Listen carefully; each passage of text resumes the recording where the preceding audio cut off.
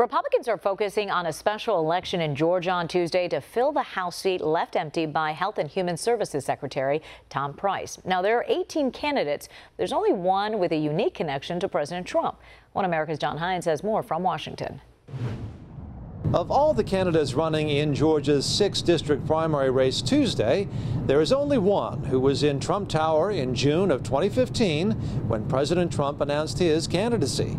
That Georgia congressional candidate paid a visit recently to the nation's capital to rally support from Trump loyalists. What drew my attention, which was candidate Trump at the time in June, when he came out with a powerful, profound message to push back on special interest on that, which resurrected a pulse of the nation to get behind him because of that authenticity, that organic flavor. An organic flavor that eventually led Bruce Levell, the owner of a jewelry manufacturing business, to enter this competitive race for the Georgia congressional seat once held by Newt Gingrich, based in the suburbs north of Atlanta. I jumped in because I felt that I really want the president to be successful, and he wants to implement $1 trillion infrastructure plan, overhauling our old bridges and highways, as well as our mass transit. Being a former chairman of a transit authority, one of the 7th largest in the country, it was generally down my wheelhouse to say, hey, I want to be the champion in transportation. I want to help him. I want to fill that seat because, unfortunately, Atlanta has the worst traffic grid in the nation. Traffic is a major issue in the campaign, but so is President Trump, says Levell, who feels the tug of loyalty when he speaks of the erstwhile presidential candidate. We endured it. We went through it.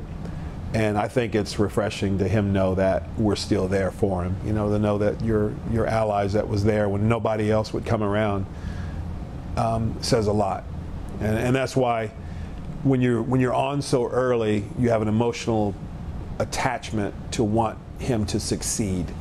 And that's what's so authentic about the early Trump supporters, because they got into it when it wasn't popular, especially for African-American man like myself from the South. And back when it was not popular, Levell and others in the campaign decided to change candidate Trump's narrative, at least insofar as it concerned the issue of diversity. Well, I was executive director.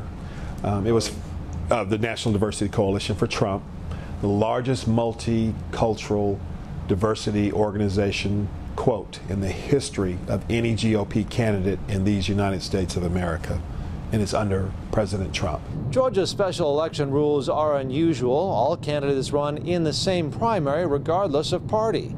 If no one reaches a majority, the top two finishers will meet head-to-head in a June runoff. John Hines, One American News, Washington.